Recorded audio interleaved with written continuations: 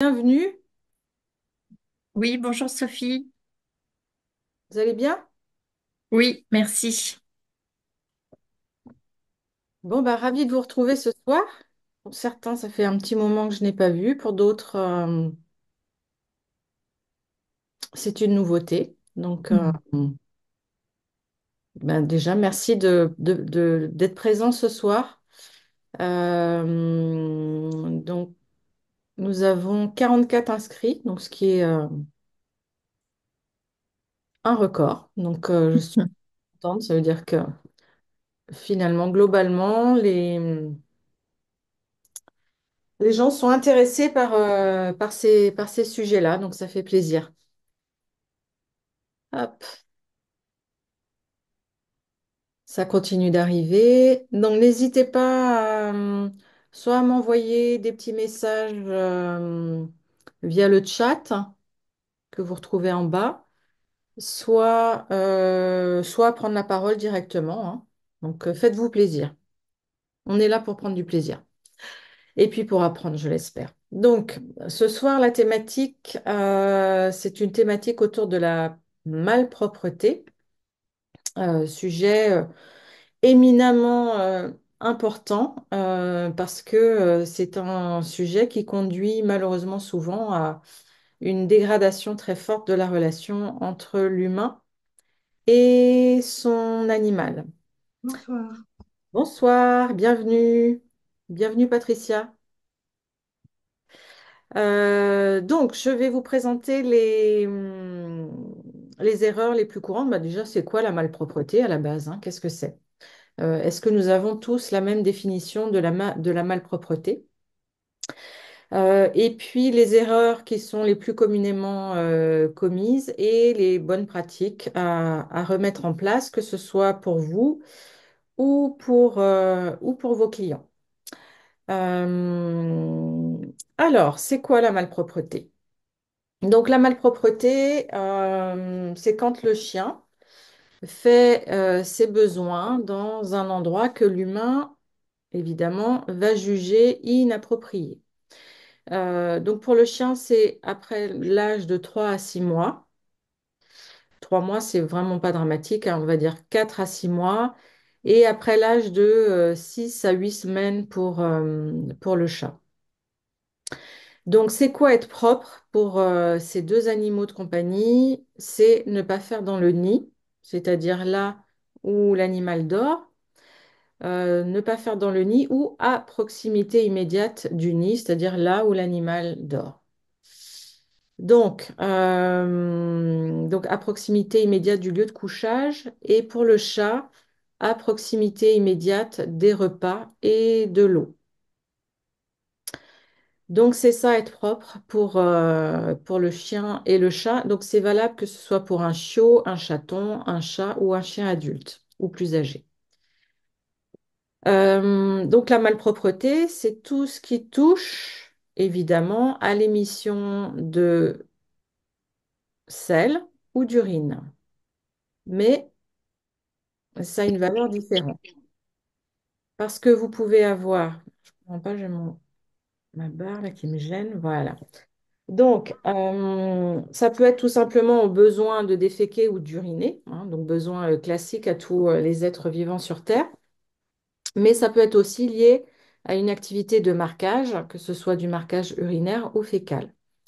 Donc, la différence, elle va être notable parce que quand l'animal a un besoin d'uriner, parce que il n'a pas accès à sa litière ou il n'a pas accès à une balade pour aller faire dehors, pour le chien, ça va être une grosse flaque d'urine, un, euh, un caca normal, a priori.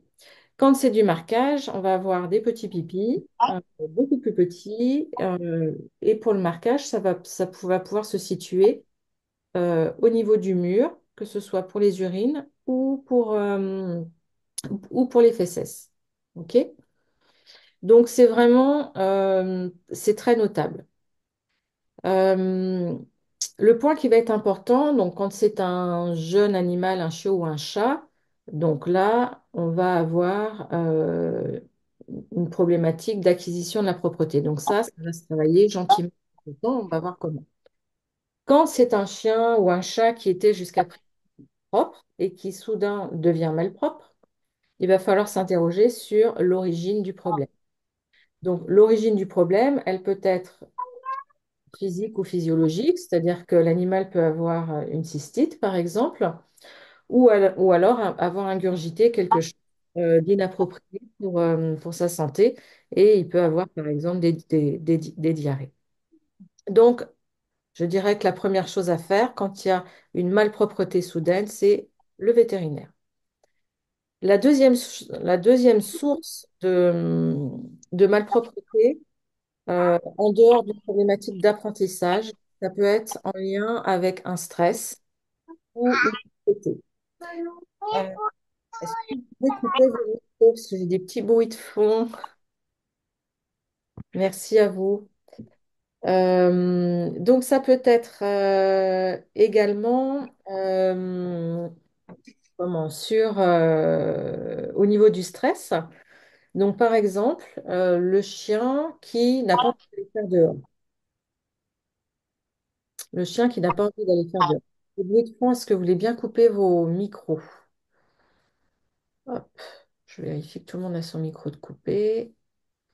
Euh, Estelle, Estelle, est-ce que tu peux couper ton micro?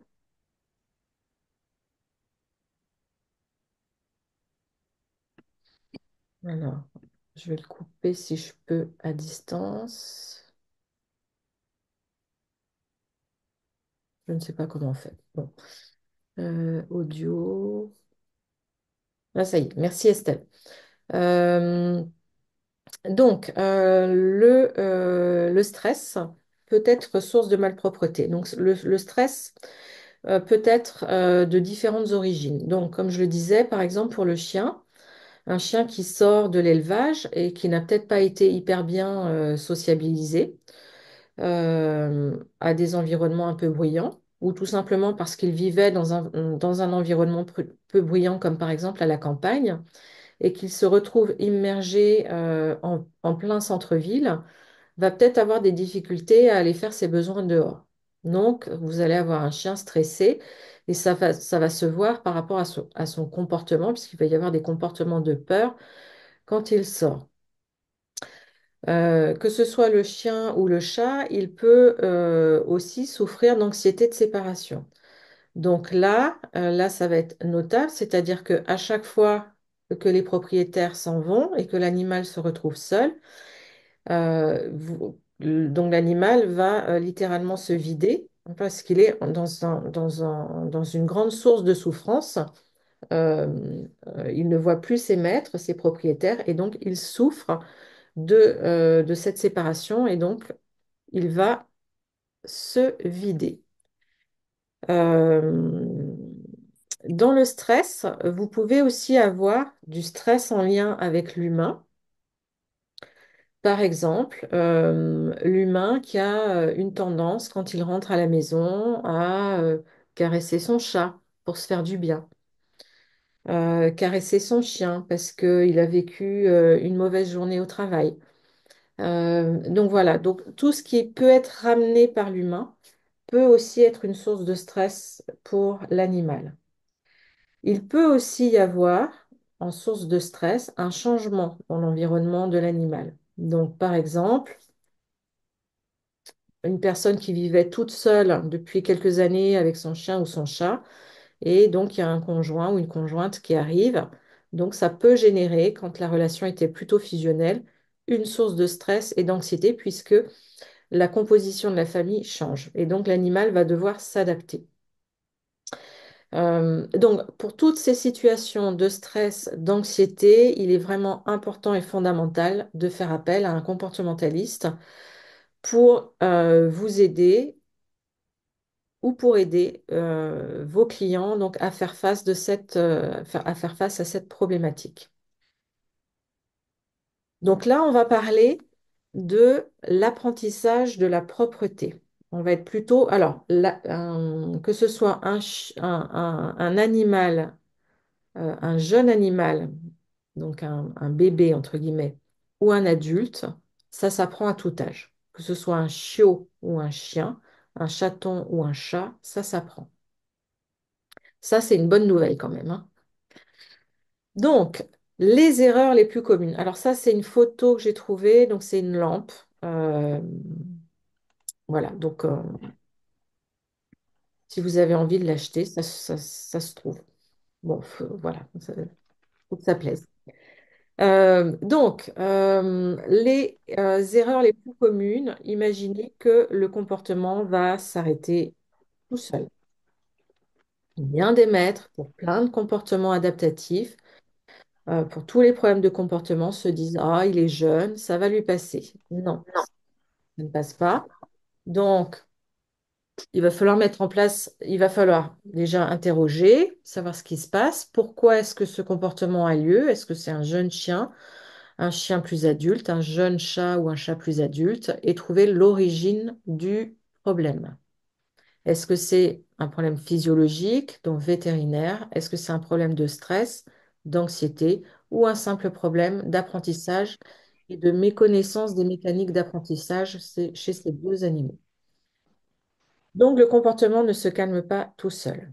Deuxième erreur, et ça, je le vois beaucoup dans mes consultations. La personne va gronder le chien ou le chat parce que retrouve des déjections donc à son retour. Donc, qu'est-ce que ça va générer? Ça va générer tout simplement une anxiété au retour du maître, c'est-à-dire que l'animal va associer le retour du maître à des situations stressantes. Le maître va être perçu comme extrêmement stressant. Et donc, ça va ne faire qu'aggraver finalement la situation, voire déclencher d'autres comportements adaptatifs. Troisième erreur, mettre le nez dedans. Donc ça, c'est une vieille pratique. J'espère qu'elle n'a plus lieu, mais moi, je la vois encore de temps en temps, malheureusement. Donc, on pense qu'en mettant le nez de l'animal dans ses déjections, ça va le calmer. Non, pas du tout. Ça va juste lui générer un stress supplémentaire. Frappez le chien ou le chat au moment où il fait à l'intérieur. C'est-à-dire que vous le surprenez à faire et donc vous le frappez, que ce soit avec la main ou avec un ustensile de type journal, un journal roulé. Donc surtout pas, hein. Donc, de la même manière, donc la main, elle ne doit être synonyme que de plaisir. Donc caresse. Et utiliser un ustensile peut, de toute façon, va dégrader la relation ou peut potentiellement créer une phobie de l'objet. Donc, imaginons que ce soit un journal. Vous sortez votre journal ou quelque chose qui ressemble à ce qui a servi à frapper l'animal. Vous allez avoir des réactions de fuite et de peur. Donc, on ne frappe jamais un animal au moment où il fait, et encore moins quand il s'agit d'une problématique de stress. Cinquième erreur, penser que l'animal se venge. Donc, l'animal n'est pas aussi tordu que l'humain et donc n'a pas conscience de que ce qu'il fait est mal, entre guillemets. Il n'a pas non plus la velléité de se venger parce que le maître est parti travailler ou se promener sans son animal. Donc il n'y a pas d'histoire de vengeance. Alors vous allez me dire, oui, mais mon animal sait quand il a fait une bêtise. Pourquoi? Parce que tout simplement, l'humain, quand il rentre, fait un peu la tour d'observation et va regarder autour de lui s'il n'y a pas un pipi ou un caca dans la maison. Donc, simplement par la posture, en fait, l'animal va lui percevoir que son maître n'a pas un comportement très bienveillant et va donc émettre, notamment chez le chien, des signaux d'apaisement parce qu'il pense que son maître est en colère. D'ailleurs, il perçoit que son maître est en colère, mais il ne sait pas pourquoi. Donc, il va émettre des signaux d'apaisement. Autre erreur, je fais faire ses besoins à mon chien et tout de suite après, je le rentre. En fait, le chien, lui, va associer le fait qu'il il fait ses besoins au fait qu'il rentre tout de suite et que la balade se termine. Et donc, il va associer ses besoins à finalement, il va être conditionné au fait que faire ses besoins, c'est rentrer. Donc, pour pouvoir prolonger la balade, il va se retenir. Et donc, à un moment donné ou à un autre, le maître, pensant qu'il n'a pas besoin, va rentrer. Et évidemment, le chien va faire ses besoins. Et donc, on rentre à nouveau dans une spirale négative. Donc, on le verra tout à l'heure, on ne rentre pas immédiatement après que l'animal a fait ses besoins. Septième erreur, surtout pour le chien, nettoyer devant lui. Donc, on isole le chien et on nettoie en dehors de sa présence. Pourquoi? Parce que le simple fait de s'accroupir, le chien prend ça pour un jeu. Et donc, il va venir autour de vous quand vous êtes en train de nettoyer ses déjections. Donc non, à nouveau, il y a un conditionnement qui n'est pas optimum. Donc, on ne nettoie pas devant lui, on l'isole. Si vous avez une maison, mieux vous le mettez dehors. Huitième erreur, je l'ai déjà dit, être en recherche de déjection en rentrant à la maison. Donc là, l'animal va sentir qu'il y a un truc qui ne va pas de par la posture du propriétaire et donc ne va pas se sentir serein face à son maître qui rentre. Et donc, ça va dégrader la relation. Et au CFAO, on est vraiment sur l'établissement d'une relation de qualité. Autre erreur, beaucoup de gens se disent, oh, ben, mon animal s'ennuie, donc on va lui prêter des pensées et des comportements un peu anthropomorphiques. Et donc, oh, je vais prendre un autre chien ou un autre chat parce que, il va avoir un copain pour s'amuser et ça va le calmer. Il va devenir propre puisqu'il ne va plus s'ennuyer. Grave erreur, parce que ce qui va tout simplement se passer, c'est que comme les animaux apprennent par mimétisme, le nouvel entrant va apprendre que c'est super de faire à l'intérieur de la maison.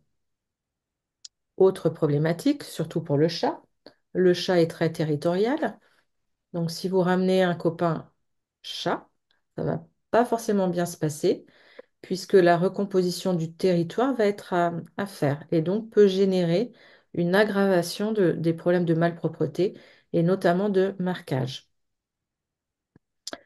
Dixième erreur, laisser la nourriture à volonté pour le chien. Le chat a la nourriture à volonté, hein, ça c'est important, c'est un grignoteur. Le chien, on ne lui laisse pas de nourriture à volonté quand on est dans un apprentissage de la propreté.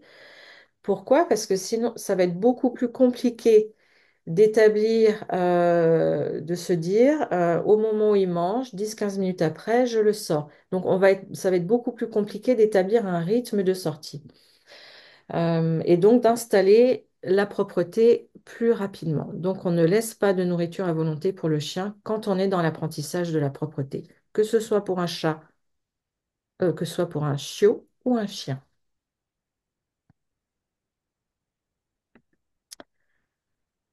Les bonnes pratiques.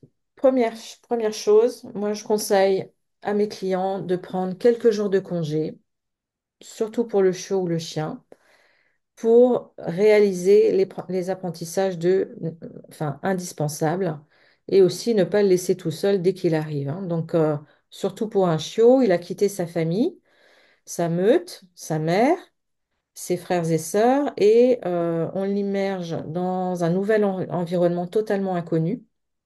Donc, je conseille de prendre quelques jours pour accompagner le chiot dans sa nouvelle vie et lui apprendre les règles de propreté et les règles de bonne conduite, on va dire. Mettre en place des repas, donc 3 repas pour le chiot, 2 repas pour le chien adulte.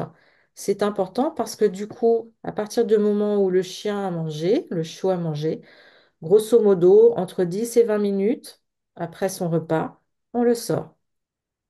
On optimise ses chances qu'il fasse à l'extérieur parce que ça va déclencher le besoin euh, de faire ses besoins. Donc 10-15 minutes après avoir mangé, on le sort.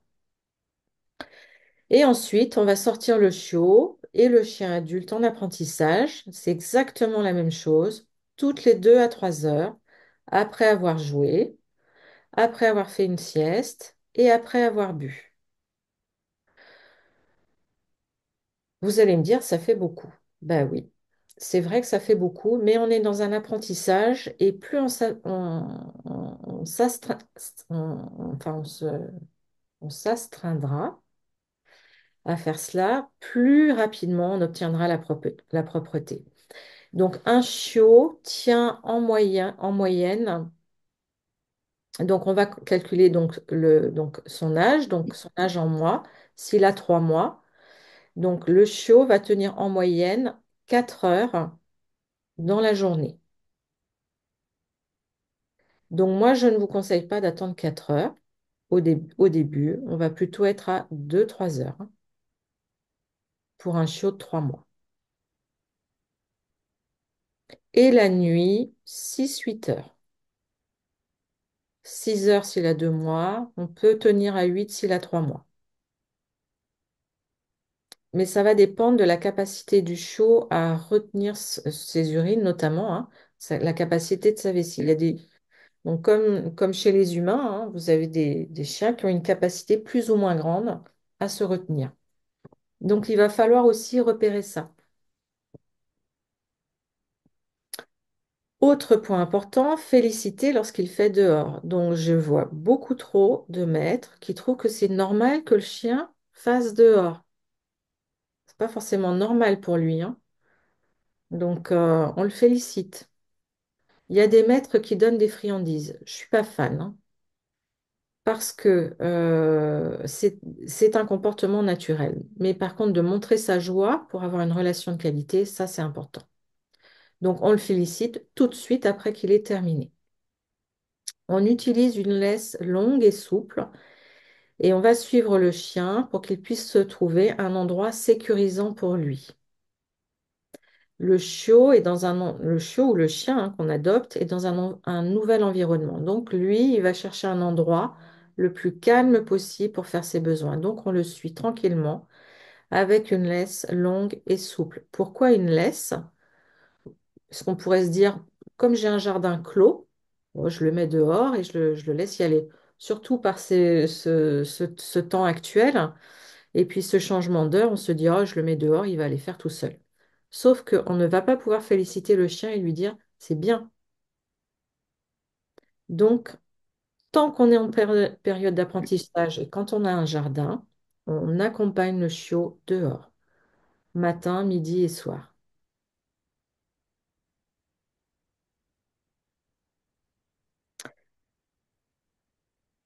Dès que le chien renifle le sol, vous l'avez sorti, il y a peut-être 1 heure, et puis finalement, il n'a pas fait tout ce qu'il avait à faire.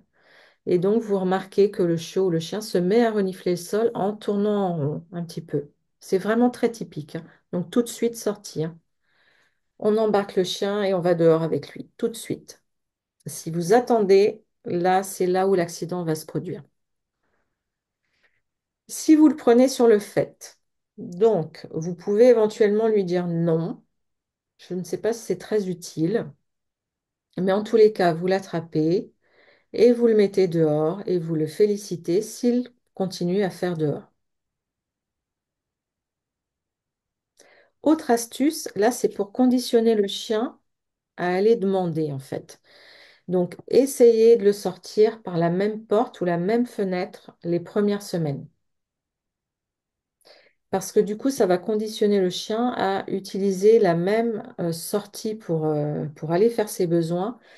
Et du coup, il va associer le fait qu'il sort par cette porte à un sentiment de bien-être. Parce que quand le chien va se soulager, il va avoir un bien-être.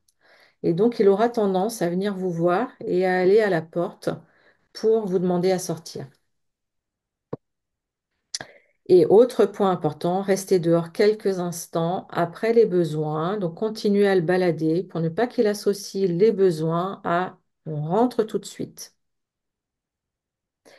Pour le chat, je ne l'ai pas écrit là. Donc, le chat apprend avec sa mère à faire ses besoins. Donc, on va lui positionner une litière suffisamment grande pour sa taille et on va la positionner dans un endroit où il ne dort pas, où il ne mange pas et où il ne boit pas. Avec une litière suffisamment épaisse, donc 5 centimètres, agglomérante, et on va nettoyer la litière, c'est-à-dire que tous les jours, donc ramasser les crottes et le pipi aggloméré. Ça, c'est tous les jours. Et une fois par semaine, on change complètement la litière. Donc, c'est pas la peine de la passer avec du produit désinfectant qui pourrait rebuter le chat à rentrer dans cette litière. On va simplement nettoyer le contenant avec de l'eau chaude, tout simplement. On attend que ça sèche et on remet une litière de qualité, suffisamment épaisse pour que le chat puisse creuser. Quand il y a un déménagement, on va montrer au chat où est la litière. On l'amène gentiment et on le met dedans. Si on a surpris le chat à faire en dehors de la litière, on ne le gronde pas parce qu'il ne va pas comprendre. On l'amène gentiment et on lui montre, on le fait gratter avec ses petites pattes pour peu que la relation soit de qualité. On ne force pas, jamais. Mais en tous les cas, on lui montre. Et on associe à quelque chose de positif, toujours.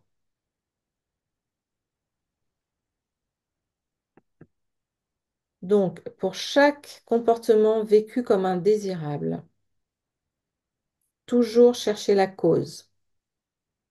On ne traite pas le symptôme. On va chercher l'origine. Est-ce que c'est un problème d'apprentissage? Le chiot est jeune, le chat est très jeune, il a besoin d'apprendre. Est-ce que c'est un problème de méconnaissance du maître? On va le lui apprendre.